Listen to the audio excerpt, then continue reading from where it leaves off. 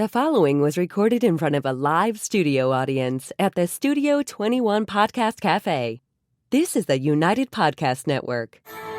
Welcome to the Stock Market Authority podcast. I'm Bakes, Kevin Baker. I'm going to teach you how to make money in up and down markets. Very few podcasters or coaches cover this. I'll show you how to lock in profits and minimize losses to make you a better investor. So once a week, you're going to know what's going on in the world and the stock market. Welcome to the Stock Market Authority podcast. Welcome, everyone. I'm Bakes, Kevin Baker. This is the Stock Market Authority. It is Wednesday, the 28th at 10 a.m. And how you can make money again in 2023. On this show, I'm going to discuss the most promising areas I see for next year, responding to many of your questions. I'll open the mailbag to discuss Google and other stocks, ETFs that you've asked about. Lastly, I'll describe how we made money in 2022, this down market, and how you can profit next year. Now, my voice. I was sick as a dog, went to the Pats game with my sons. Susan and I took them for Christmas. And I sat in 7-degree weather for 7 hours and watched the worst football I've ever seen. And so I apologize that I've dropped an octave and I'm scaring young children with this voice that I have. But anyway, I'll sound better next week. Please go to my website before I forget. Go to stockmarketauthority.com. Sign up for free for my newsletter. Subscribe to my YouTube channel and my podcast wherever you go, Spotify, Apple, etc. Follow me on your favorite social media where I break in with new stuff. And you're smart people, but I have lawyers, and this is not financial advice. I don't know your situation in and out. Our top story, how you can make money again in 2023. And I emphasize the you and the again because I talk to hundreds of people every single week, and we're up and they're all down. And if you're down, I apologize, but I hope I can be an antidote to that. I started this 2.5 years ago for my sons, Bobby and Jack, when they were in college, and I said, how can we make money every single year? The pros can't do it. You can, I can, and now I'm proving it. And so I want you to join along and take my 25 plus years of experience and make money next year. You can't do anything about the past except learn from it and prosper in the future, and I really want you to do that. My first topic is Cantrell, Mike Kantrowitz from Piper. And I talk about him a lot, but he has this HOPE framework, housing, orders, profits, and employment. Housing still stinks. Orders, the PMI still stink. Profits are going down, and the estimates are going down, and employment is just starting to get really worse. So, we have that backdrop to start with. And then, people come to me and to Cantrell and say, everybody's bearish. And I say, and he says, actions speak louder than words. He passed along this Thomas Callum tweet and chart that shows the flows into all equity funds. Well, if you're bearish, you haven't really sold a lot of stock, meaning all of us, the investors writ large. And I was surprised by this. I mean, down 20% for the S&P, and a lot of the lower tier companies and indices are down a lot. It's tax loss selling season, and I would have thought you would have seen a lot of people saying, I've had it, I'm out, I'm at least going to reduce my exposure. It's not happening. You look at this chart, we've barely started to see people lessening their exposure to equities, which is what happens at bottoms. And at real bottoms, you see that lower end where people just say, stocks are never going up again, and I'm out. Of course, that doesn't happen, but we're emotional beings, and that's what it feels like. We have not even come close to capitulation. So I use Cantrell's framework as one part of my stool. My main part is my looking at the thousands of ETFs that are out there for opportunities. And I'm not coming up with a reason why the market's going to be up meaningfully next year. Outflows have hardly begun for the good funds. Kathy Wood's fund, ARC, which is going to be probably the worst fund or close to it this year and over the last 5, she's only seen $40 million in outflows in December. And I'm just astonished by that. At some point, people are going to say, this innovation theme is way secondary to making money and preserving money, and it's not working. So we have the Cantrell framework. I look at the homes, HOMZ, the housing related stocks, the Home Depot, the Lowe's, the Lennars, the Toll Brothers. They're not doing anything yet. I didn't put the chart in here because I didn't want to overburden Chrissy. But the homes are still ugly. Now, I want you to realize this. You can look for bottoms if you want. No one's looking harder than me, and I'm gonna ring the bell really, really hard when I see all three of my pillars start to be strengthened, and I'm gonna say, okay, get ready. Get ready. So I want you to tune in because I'm not going to be vague about this. I'm going to be as subtle as a 2x4. So to cut to the chase, stocks are going down in 2023 in general. In my opinion, there's more downside, and I don't want you to buy into this. Oh, the Fed's going to pivot. There's going to be a bottom. No, it's not here yet. I'm sorry to be like that, but again, I just want to make money, and so I'm going to go to my next thought. Bear markets. People say, it's we're down 20% and it's been a year. Well, here's the average bear market. It's down 1.3 years and it goes down 38%. So far we've been down a year and we're down 20%, which when you're talking about the Fed changing the monetary landscape, raising interest rates substantially and stopping to buy bonds and letting bonds come off their balance sheet, tightening money for everything, which you're probably seeing in your own life with credit card bills and mortgage rates, etc. My point being that this is an average that goes back to 1926. So I'm not going to be a slave to it, and I don't want you either. But bear markets last longer than what we've had. That's the first point. Second of all, the percentage usually goes down more. Now, I'm going to be a bit optimistic. You obviously see 70% of the time stocks go up because this is the greatest country in God's earth. We're capitalists, and we all want to build a better business, a new solution to problems, a new healthcare breakthrough, and it's fabulous. But you need every now and then to have a forest fire. It takes 100 years to grow a forest. It takes a drunk with a match in an afternoon to burn it down. Bit extreme, but you get the idea. Construction takes longer than destruction.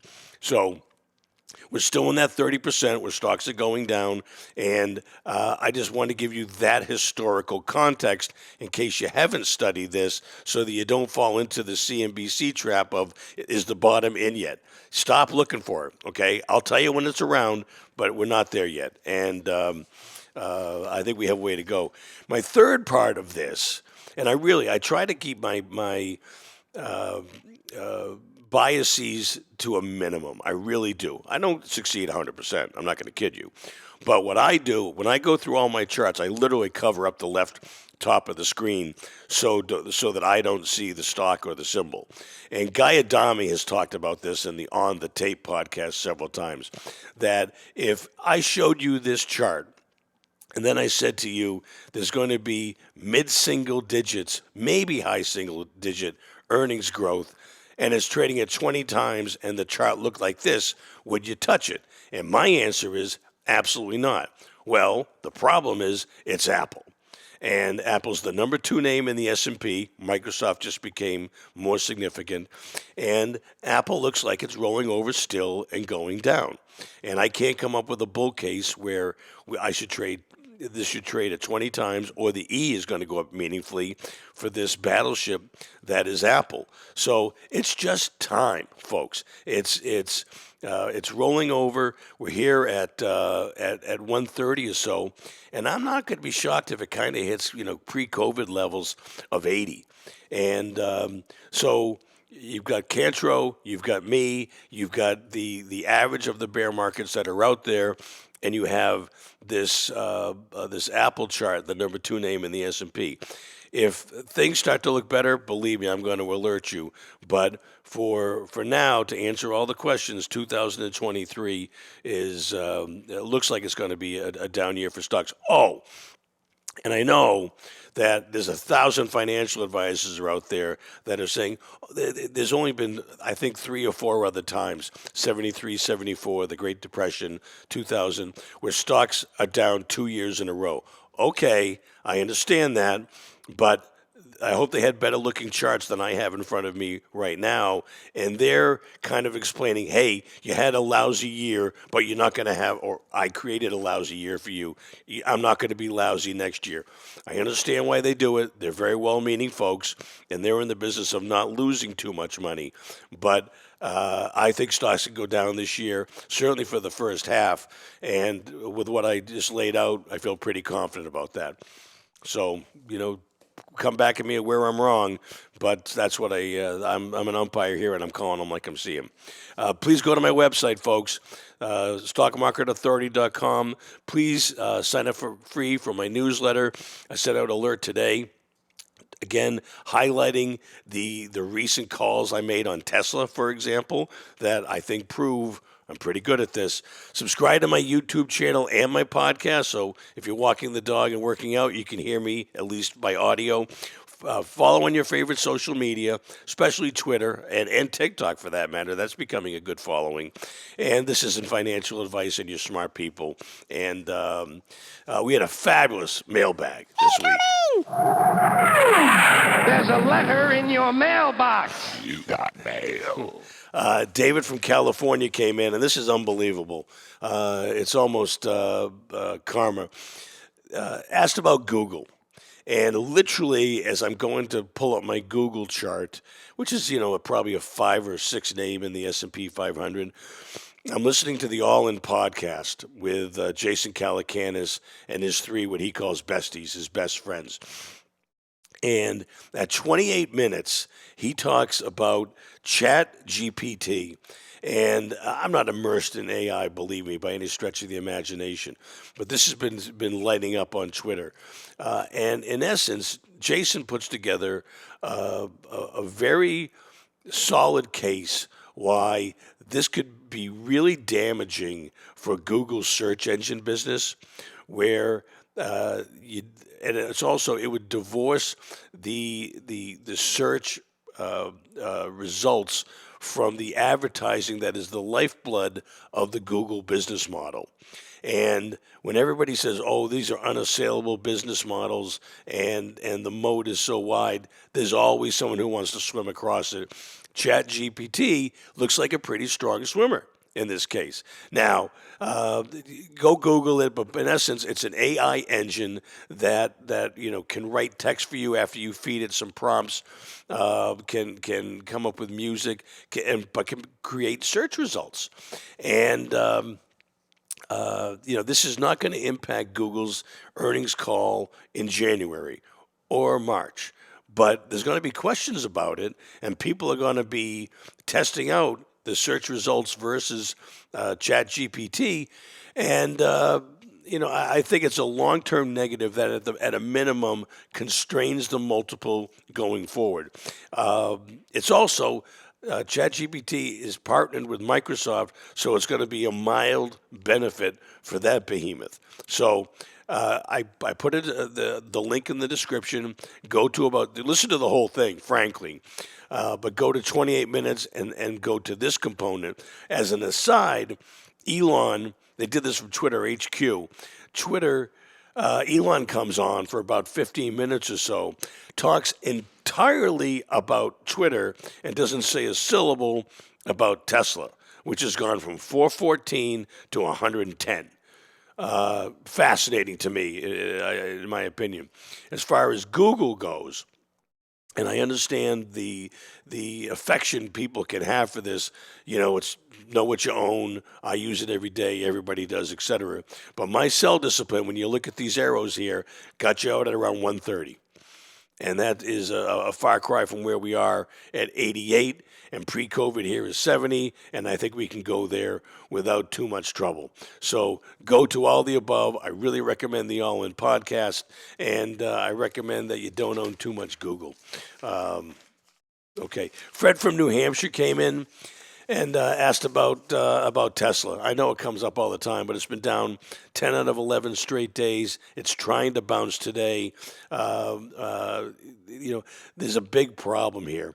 And literally, I've been talking about this since the start of the year. Go back and look at this. I talked about the problems then. I talked about the break of 200, going to 163. I had a lot of people tell me that no intelligent person would sell under 200. Well, Elon Musk is an intelligent person, and he sold like crazy. Maybe because he had to, and maybe because the margin calls are coming. But anyway, this is a broken story, folks. And I had this the topic of the podcast 2 or 3 weeks ago. The fact it can always go lower. I don't care what it is.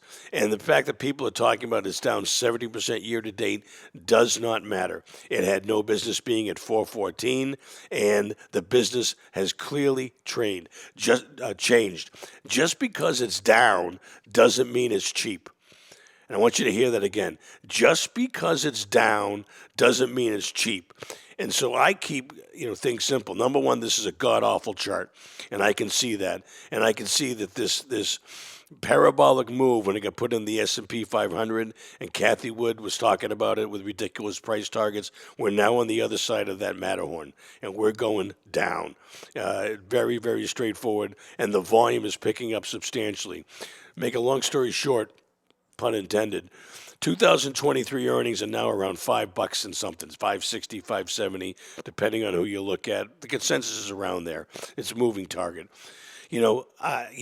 Given what's going on, they've offering 7,500 discounts. They just halted production in Shanghai, and they're not doing that because demand is so robust that they can't keep up with it, which used to be the bull case.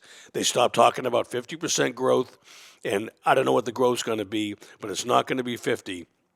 And if they put up a number like $4 next year, a 20 multiple is pretty reasonable. That gets you down to 80, which is where this line is. And oh, by the way, Ford trades at 5 times. Now, I usually don't like that stuff, 100-year company versus a 15-year company. Yes, Tesla's growth prospects are much, much better, but he is alienating the liberals, virtue signaling and otherwise that are his customer base and his shareholder base to an extent. And the demand for the vehicles is coming down with Rivian and Lucid and Ford and GM and Volvo, et cetera, coming up with real competitive products. So going to 70% market share is the fun part. Having everybody come after you for that 70% share and chipping away at it is painful, and the stock is going down.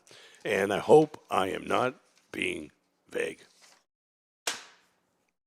Sam from Pennsylvania came in and talked about Disney. I'm going to go through this next year, and I'm going to go through the good, the bad, and the ugly. But I talked about Disney. Kramer was gushing about how Disney was a must-own, and subscriber growth and streaming and what have you. Well, who gives a shit? Pardon my language. The stock was a sell when I talked about it up here at 130 or so. We're at 86 right now. The COVID low is 70. Iger's back, okay? And people are saying, oh, Bob's going to change everything. He's a hero. Okay, maybe, but it's not yet. And you don't have to take that on faith. The business is dramatically worse than when Bob left the first time. Streaming is a money-losing business. It's just brutal. There's too much capital flowing into streaming, and you can have nostalgic thoughts about theme parks and the monorail and the Magic Kingdom all you want. But the bottom line is this is a different business. It is a worse business. Bob is probably going to try to acquire his way out of it, and that might happen. But my point is there's no base here yet. It could form a base, and then launch out of that. But there's no reason you need to catch this falling knife, in my opinion. So I was right on this before. I don't have a lot of big losers, and I've helped you avoid a lot of the big declines this year. I don't want you to touch Disney at this point in time. I don't think you're going to get crushed if you insist on buying it here, but I think there's a lot to prove in a very different environment than when Bob left the first time around. So as far as Disney goes, I've got plenty of things to look at, and that's my whole point. You don't have to be in media. You don't have to be in entertainment. You don't have to be in consumer. All you need to do is be in the 10 best areas, which is what I try to do, that where things are good and getting better. And that isn't the case here now. And I don't want to have your prior experience with a company or a stock or an industry overly influence you going in the future. I don't let it, because it's just, I've had the scars of my mistakes, so I've learned from that, and I want you to learn from me so that we find great things to do going into 2023 like we did 2022, which is a fabulous segue to talk about the SMA, the Stock Market Authority portfolio. We're up 6%. The S&P is down 19 to 20, depending on when I turn on my screen and how I squint and what have you. That's remarkable outperformance. I wish we were up more. Obviously, I always do, but I don't make undue bets, and I cut my losses, and to the point where we're 40% plus cash. So you look at your portfolio. Are you 40% plus cash, and are you up? And if the answer is no, please grab all your friends by the lapels and say, please listen to this guy. Subscribe and share, because it's not bragging. I've done it.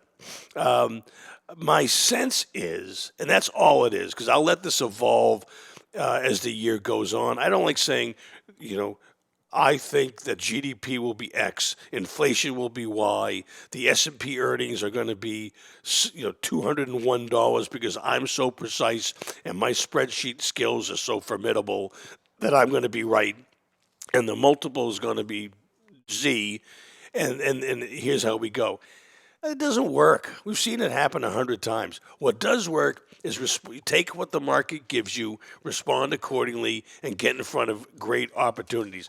My sense right now, after going through thousands of ETFs every single month, and more often, is that I'm going to be taking this cash and looking for largely shorts to add to as stocks go to new lows and the inverse ETFs go to new highs. I think that's what's going to happen. If it's not, then I'll learn from that. But you and I have great flexibility. Being 40% plus in cash, there isn't the pros. They made a story in the Journal a little while ago. The mutual fund cash went from like 2 to 3%. So, they got to hug the index. They got to be in tech. They got to be in healthcare. They got to be in financials, even if they all stink. And I want you to be in the great areas and smile as we talk again this time next year with making money. The SPAC chart that I have here, pardon me, this is indicative, okay? We made money shorting SPACs. Matthew Tuttle put together SOGU, the short to SPAC ETF, which basically looked at all of the stocks that went into SPACs, shorted them, and made money as all those stocks came down. For those of you that haven't been here before, SPAC is Special Purpose Acquisition Corp, and these are the things that bought Virgin Galactic. It was the way for them to go public without having the scrutiny of an IPO, go through the Goldman Sachs underwriting process, the Morgan Stanley underwriting process, etc. DraftKings went public like this, Lucid, and you see these on the chart here, and they've just descended, 80% plus. DraftKings I talked about in particular because so many of you, use it, like it, It makes for entertainment, but it's a lousy business that's losing money. And you can use products, but you don't have to invest in the stock. And this whole SPAC phenomenon is unwinding and is probably dying before our eyes. And it will probably be resuscitated in another 10 years when interest rates go back down to zero. But for now, these are lousy businesses. Some of these are going to go to zero. And it's just an example of one of the big winners that we rode and held on to as we cut our mistakes and losers so that we can be up in a down market. And I'm going to do the same process until someone shows me something better to do, because it flat out works. Next, and this goes to a lot of my incoming calls, questions, DMs, which I love, and I respond to everything, is, okay, Bakes, you had a good year. What do you see as the best areas for next year? And what they really mean by that is, please mention my stocks and my ETFs. I own a bunch of SaaS companies. They're going to be phoenixes from the ashes, right? No, they're not. NVIDIA is going to be a big winner next year. No, it's not.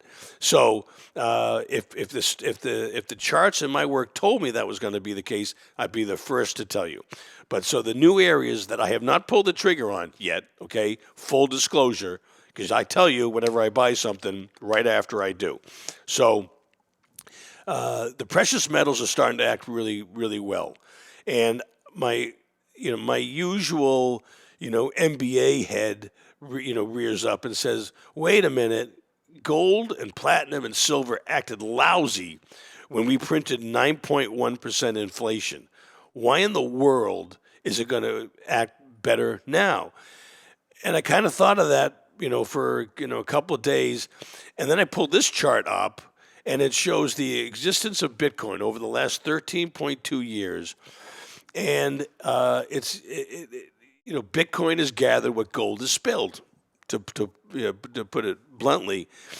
And then I think about what's going on with FTX, which we've been talking about way too much. But it's germane, and you're asking about it. So Bitcoin's gone from 67 down to 17,000. It has not been an inflation hedge. It's not been a store of value. It's not been uncorrelated to the stock market. Why the heck do you own it?